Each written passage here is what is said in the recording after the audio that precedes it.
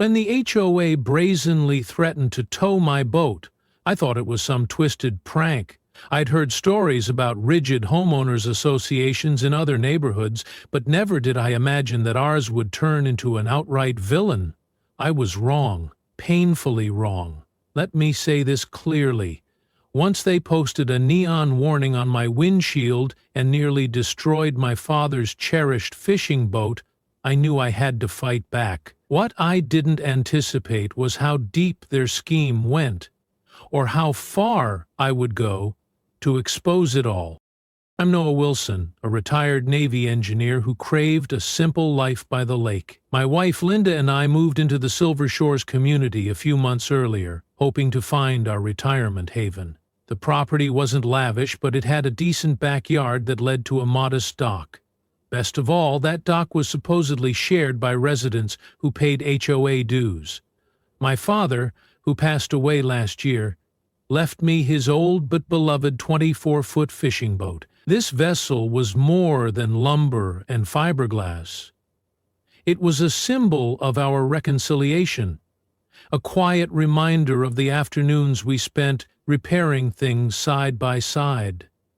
So when the HOA, led by a certain Karen Pierce, threatened to have it towed, they weren't just threatening a piece of property. They were threatening my bond with my father's memory. If you're watching this and have ever run into a power-tripping HOA, leave a comment or share your story. I'd love to hear how you managed. Also, tell me where you're from. Every state seems to have its own brand of HOA madness. Believe it or not, I'm not alone in this battle. Let me walk you through exactly how this escalated from a minor complaint to a cat-and-mouse game that ended with me serving them eviction notices on the lake itself. Sounds bizarre? You have no idea. Silver Shores wasn't always like this. Back when we first visited, it was peaceful. The neighbors waved at each other, the sunsets felt magical over the lake, and the HOA seemed more interested in maintaining the community flower beds than policing how people lived. Karen had recently been elected HOA president by a slim margin, but I didn't think much about it at the time. I assumed she was just the kind of person who organized bake sales or holiday lights competitions. Oh, how I underestimated her ambitions. 3 days after we moved in, I drove down to the shared dock to see where I could moor my fishing boat. According to the community's official documents, any homeowner could dock a boat up to 30 feet in length. Mine was 24, well within the limit. Yet the moment I arrived, an older gentleman in a faded cap approached me with a gentle smile. "Hey there, I'm Dave," he said, tipping his cap. "Folks just call me Captain Dave. Used to manage the docks for the HOA. He pointed me to slip number 14, adding that I should keep an eye out for recent changes. That phrasing hung in the air. Recent changes? I brushed it off until I got home. Linda and I were celebrating our first week with a glass of iced tea on the back porch when I checked my email.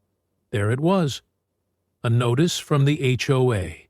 Or, more accurately, from Karen herself. Subject line, "You urgent violation." According to her, my boat was unacceptable in appearance and violated a new 20-foot limit that the board had allegedly approved. I blinked at my phone screen. Linda raised her eyebrows. The email went on about maintaining an upscale aesthetic and ensuring property values remained optimal. If I didn't comply, the HOA claimed they'd tow the boat at my expense. My immediate reaction was disbelief. The documents from our closing were clear that a boat up to 30 feet was allowed. But I also knew HOAs have power. If they want to, they can bury you in fines and liens. Not one to let confusion linger, I went straight to the HOA office the next morning. It was a small, boxy building near the community center. An official sign reading Silver Shores Homeowners Association hung in the lobby. I introduced myself to the receptionist, who froze for a second when I said my name. Maybe my reputation preceded me. Soon enough, Karen emerged from behind a frosted glass door. She was dressed in a neat blazer and heels, her blonde hair angled in a sleek bob, and her eyes carried an unsettling mixture of cordial facade and quiet intimidation. "Mr. Wilson," she began crisply, "I was wondering when you'd drop by." I handed her the documents from my purchase, highlighting the boat regulations. She barely glanced at them. "We've updated our bylaws," she stated. "At our last monthly meeting, the board agreed to set a new size limit, 20 feet. This is to ensure a more refined atmosphere on our docks. We want to discourage unsightly or older vessels that might drag down property values." "But I just bought this place," I argued. "These documents clearly say 30 feet, and you say unsightly? It's my father's boat. I've been restoring it for months." Karen didn't flinch. "I'm aware of your situation, Mr. Wilson, but the board has the final say on new regulations that affect the community's aesthetics." She paused. "Your boat is simply not in line with Silver Shore's updated vision." What got me even more riled was that she had used the word updated vision as if she were unveiling a fancy new condo complex. Before I left, I asked for a copy of the meeting minutes that proved these changes were lawfully enacted. Karen said she'd have them emailed when convenient. On my way home, I ran into Captain Dave again. He was standing near a couple of small sailboats. "Son," he said quietly, "there's something you need to know. Karen fired me last week. Said they're bringing in a professional marina management company to boost revenue, but rumor is she's got bigger plans. Like turning this place into a private marina. Big money in that, and no room for us regular folks." He gave me a compassionate shrug. "I've lived here nearly 20 years. Never seen such a power grab." As we spoke, I noticed a bright orange sticker on my mailbox. It read, "Violation, boat size infraction, 48 hours to comply." I tore it off, my anger growing with each moment. Then I heard a voice from next door. A woman wearing jeans and a ponytail was leaning over the fence. "Hi, I'm Sophia," she said. "I'm also a real estate attorney, and I've had my share of run-ins with Karen." She pointed at the sticker. "I see you got your welcome gift." That afternoon, Sophia invited me over for coffee. She explained that Karen moved in 2 years ago from a more upscale community in California and quickly got herself elected HOA president. Since then, the board had shifted. Some older members resigned or were voted out. Karen introduced so-called emergency sessions where only a handful of people would show up, and those sessions apparently gave her more leeway to enact new policies. "It's borderline illegal," Sophia said. "They're not giving proper notice, the minutes are vague, and homeowners never get a real chance to vote on fundamental changes." She added that Karen was methodically targeting anything she deemed not upscale, from older cars to the type of fence people used. When I got home, Linda sensed my frustration. "We spent good money, an extra 30 grand, for the privilege of that boat slip," I said. "I'm not letting them push us around." A day later, I received a thick envelope from the HOA. It was mostly generic guidelines, but in the middle was a single sheet that definitely seemed out of place. It was an email chain between Karen and a man named Richard Saunders from Lakefront Management Group. The exchange mentioned turning the existing dock into a private revenue-generating marina and specifically cited removal of older, visually unappealing vessels. They used that phrase, visually unappealing? At that point, I realized this wasn't just some petty style preference. Karen was orchestrating a plan to privatize the shared dock, likely for personal gain. Sophia was livid when I showed her the email. "This is smoking gun evidence," she said. "We can prove she's working with this outside company behind homeowners' backs." We convened at Captain Dave's small boathouse. Several neighbors who'd also received nasty HOA notices joined us. One was Frank, a retired engineer who claimed he'd helped build the original dock with city funds nearly 3 decades ago. He kept old surveys and legal documents for reference. "That dock," Frank said, tapping a folder, "is technically on city land.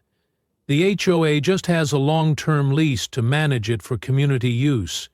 They can't transform it into a commercial marina without city approval." We formed a plan.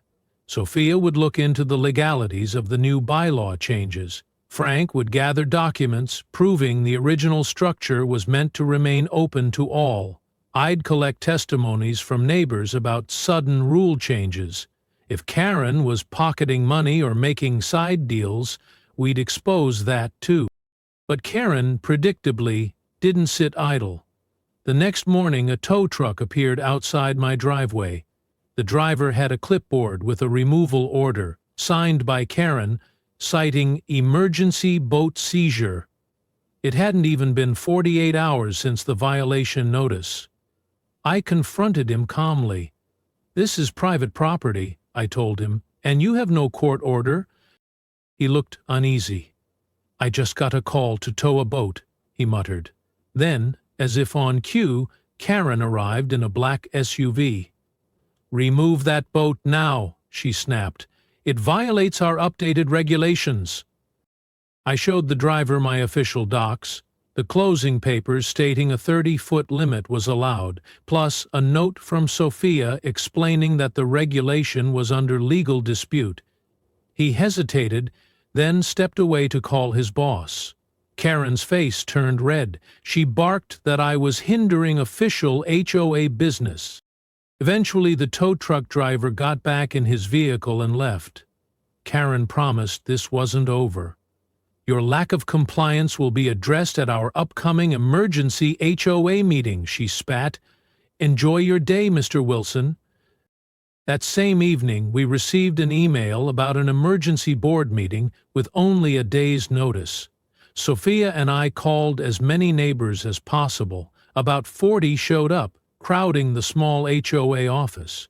Karen tried to keep the agenda limited, talking about community beautification projects, but Frank pointed out a bylaw requiring open discussion at emergency meetings.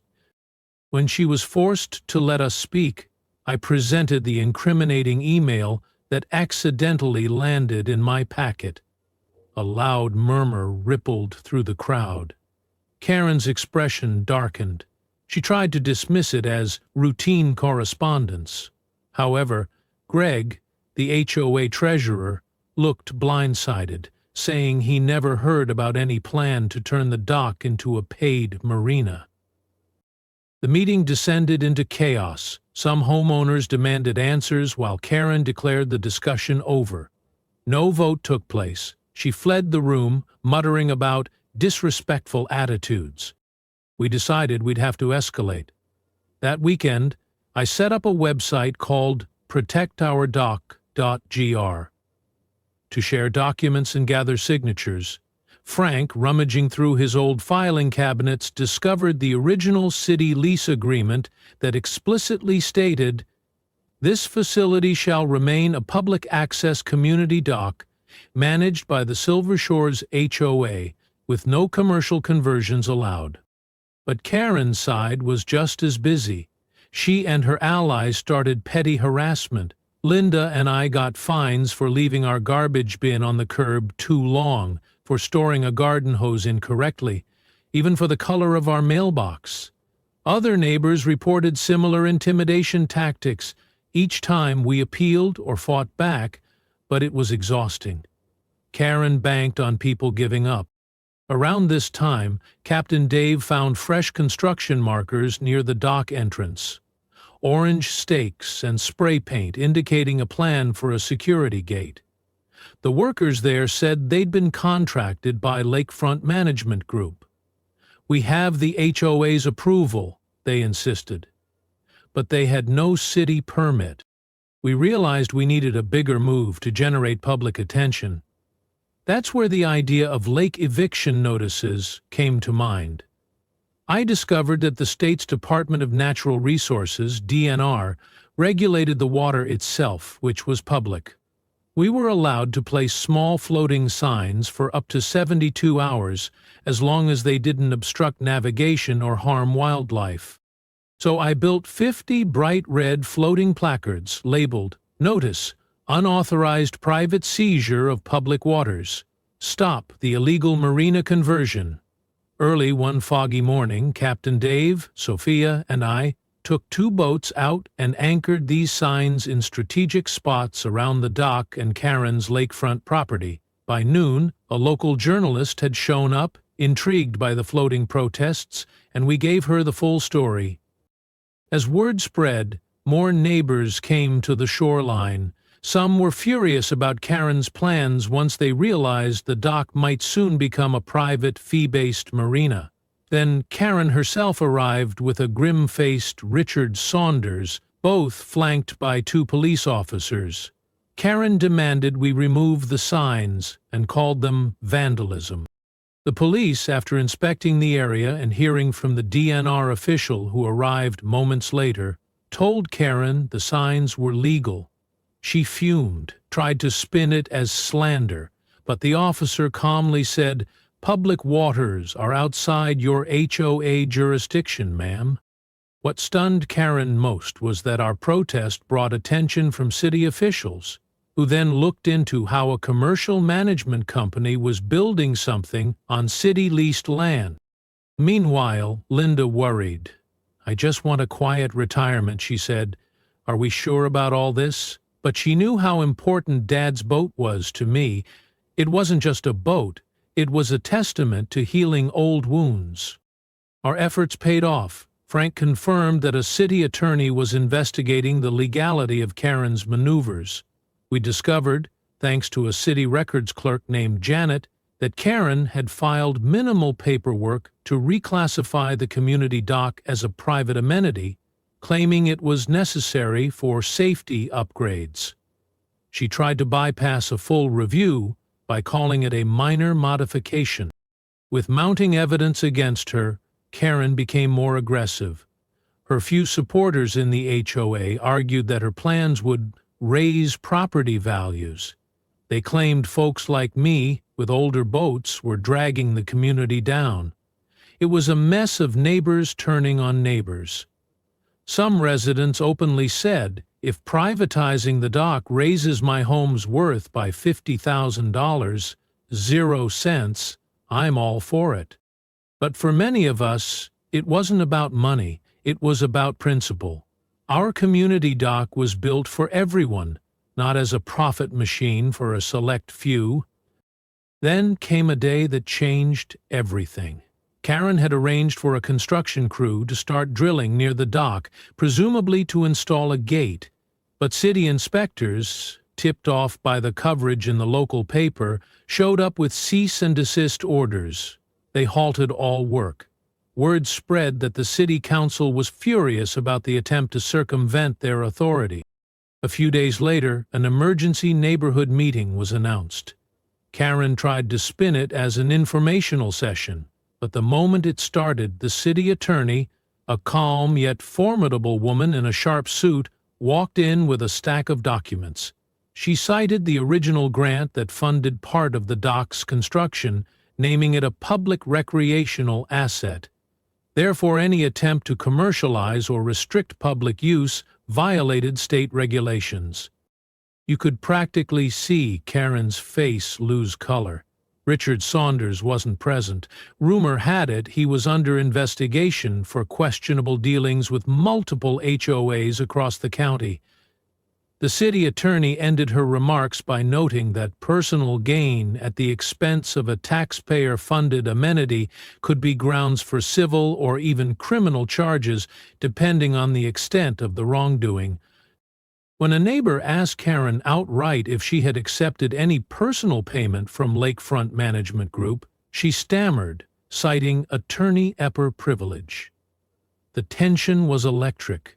Greg, the treasurer, stood up and admitted that $40,000, 0 cents, had been transferred out of the HOA reserve fund to Lakefront Management Group for consulting services.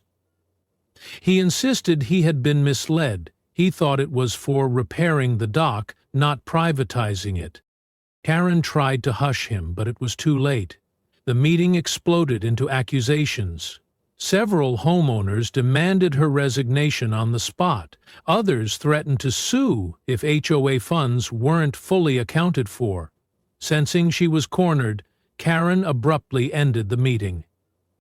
The next morning, she emailed her resignation to all members. In a final rant, she claimed she'd been misunderstood, that she only wanted the best for the community. But the damage was done. Soon after, police knocked on Karen's door. She was led out in tears, though the charge was described as under investigation for possible misappropriation of funds. Linda saw it from our front window. "You never said you wanted to see her arrested," Linda whispered, "but I guess this is the consequence of shady deals." With Karen out, the rest of the HOA board scheduled a special election. Frank was asked to serve as interim president, but he declined. "I'm too old for all that bureaucracy," he said, grinning at me. "Noah, you might be a better fit." I shrugged off the idea. After everything, I just wanted my father's boat safely docked and my life back. Over the next few weeks, we formed a committee to rewrite the community bylaws, making sure any future changes required full homeowner participation, transparent notifications, and thorough records. Captain Dave was reinstated to manage the docks properly, and the city insisted on adding oversight steps to ensure no further attempts at privatization. And my boat, well, it's still in slip 14, rocking gently every morning when I open the curtains. Captain Dave helped me update a few features, and we even take it out fishing a couple of times a week. Just looking at it reminds me of Dad, the arguments we had, and how we patched things up before he passed. This boat stands for second chances, and ironically, that's what Silver Shores got once the city stepped in. Sometimes neighbors stop by to chat, reflecting on how close we came to losing our shared dock to a shady scheme. People who never used to talk are now more involved, more protective of our common spaces. Linda jokes that I started a community revolution, but I see it differently. The real revolution was folks deciding they wouldn't be bullied. If you're out there dealing with an overreaching HOA, take heart. Sometimes the law, when applied fairly, is on your side. Let me end on this note. We often underestimate how a simple threat, like towing a boat, can unravel a much bigger story of corruption and backroom deals. Karen thought she could slip by with minimal opposition, but once neighbors share information and stand up for what's right, the tide can turn. My hope is that communities across the country realize how crucial it is to stay informed about their HOA's decisions. If you don't pay attention, someone else might try to capitalize on your apathy. If you found this story helpful or entertaining, feel free to leave a like or a comment. Let me know if you've faced anything similar. The more we share, the less power bully HOAs have to operate in the shadows. Oh, and by the way, if you're ever in Silver Shores, drop by Slip 14. I'll be there, checking the engine or polishing the railing in memory of my dad, because that's what this was really about. Preserving something that mattered, not just to me, but to everyone who believes in fairness, transparency, and the simple right to enjoy a piece of the lake without a corporate price tag looming over our heads. Linda often reminds me that we set out to retire in peace. Ironically, we ended up stirring the biggest controversy this community had ever seen. But that's the nature of these battles. You don't always choose them, sometimes they choose you. Fortunately, I had neighbors, new friends, and a boatful of determination on my side. In the end, Karen's downfall wasn't personal vengeance. It was the collective voice of a community fed up with secrecy and exploitation. Now, as the sun sets over the shimmering water, I take comfort in the knowledge that the dock remains open, welcoming, and ours. No fancy marina gate keeps people out. No shiny new rule humiliates those with older or less luxurious boats. This place belongs to the folks who built it, who paid for it, and who cherish it as a shared space. Maybe Karen has learned something from this, though her tears at the doorstep suggested she was more shocked by accountability than remorseful for her actions.